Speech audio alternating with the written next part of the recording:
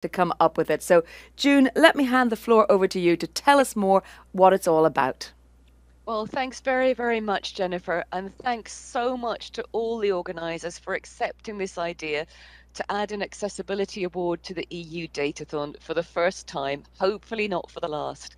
And I also must give special thanks to our jury, who've been enthusiastic about this since day one. We added this in during the process of the Datathon.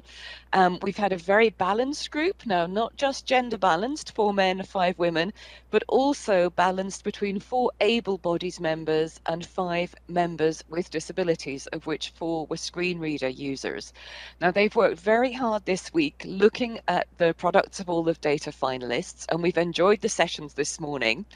And I'm going to dismiss all the suspense straight away because the award is that there is no award. All the teams were judged basically equal, so we could not select a winner.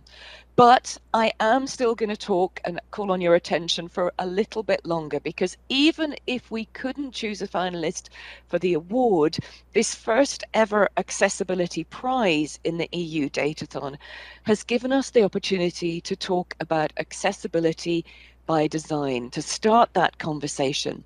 Now, I'm not only a head of unit who is responsible for the Web Accessibility Directive, about which I'll talk in a moment, but I'm also deputy to the director in the Data Directorate at DG CNECT in the European Commission.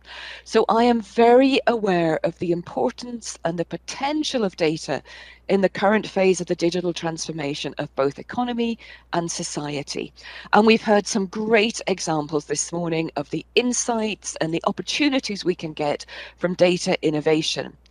So this is our opportunity now to raise awareness amongst those talented developers and data scientists, and just highlight the fact that people with disabilities are out there both as future users, but also as testers and co-developers of tools that offer insights into that sea of data that's available through the great resources we have in the EU. And that it's not just about what data we choose to present, as we heard in the really interesting VisiMe 360 app, but also how we present that data. And now, why does this matter to those watching who are designers and digital innovators? Well, as we heard from the VisiMe presentation, in fact, around 15% of the total population have some form of disability. So it's a significant market. And many so-called accessibility features, in fact, help many users in general, or users in certain specific situations.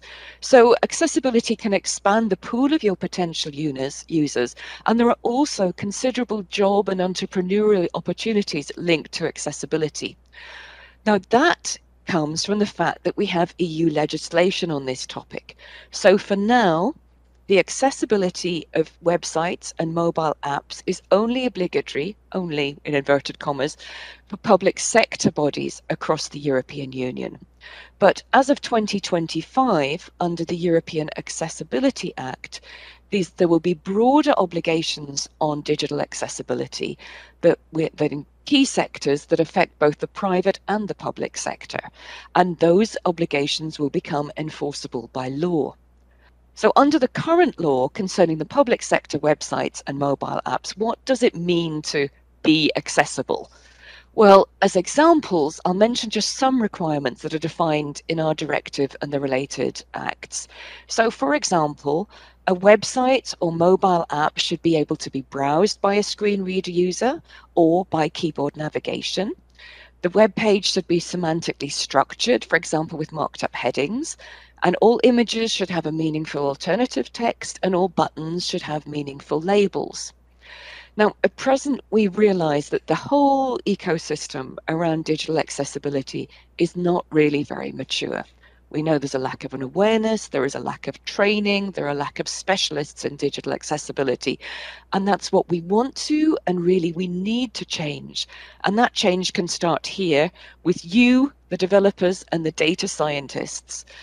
If anyone wants more information on this, you are very welcome to contact me. My email address is easily available if you look for me, publicly available, without preferring any particular web search engine. I'd be very happy to hear from you, to share resources with you, and also to hear your ideas on how we can change this situation. So thank you to the organizer. Thank you to all the partners. Congratulations on some very interesting products that you've derived from EU data, and I hope to see you all next year. Thanks, and back to you, Jennifer.